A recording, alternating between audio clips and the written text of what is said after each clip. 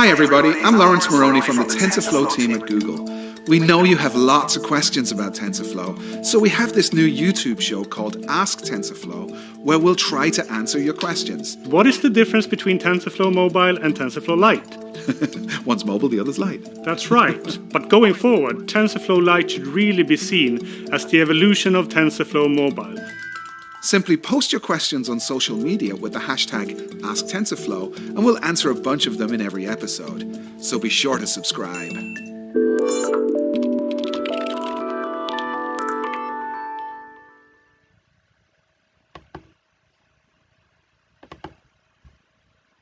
Who's used TensorFlow.js to create a rather amazing parallax effect in the browser. But before we learn more about that, welcome Vivian to the show, and let's start with who you are and what your prior experience with machine learning is. Thank you. Hi. So I'm Vivian. I live in France, in Paris, and I started to get interested in machine learning when I was studying engineering at university, so it's quite a long time ago.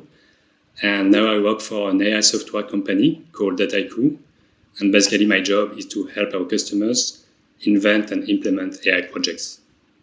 Great, so thanks for joining us today. So I hear you recreated the parallax effect in a way that can be used on a website with nothing more than a standard web camera. Can you tell us more about the project?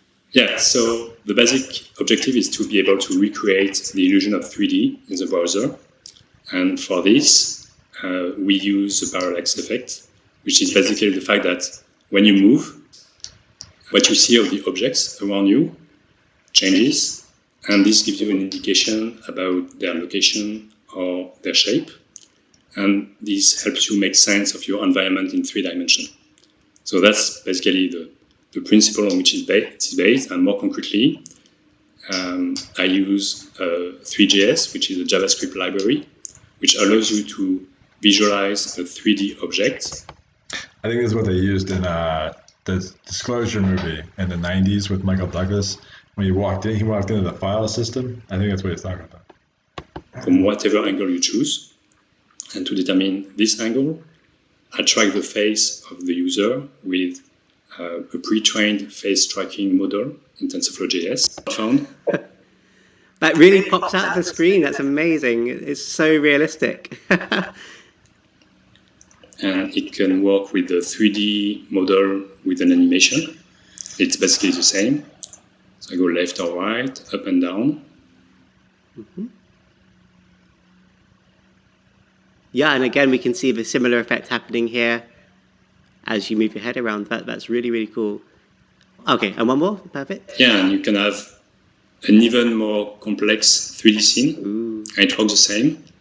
Maybe it's a little less fluid as compared to the others. Uh-huh. Oh, that's really nice. Yeah, I see what you mean. Maybe a little less fluid, but it still works very nicely. You can get an idea of kind of the space of the room and really look around as if you're there, which is very, very cool. So what was your inspiration to create this?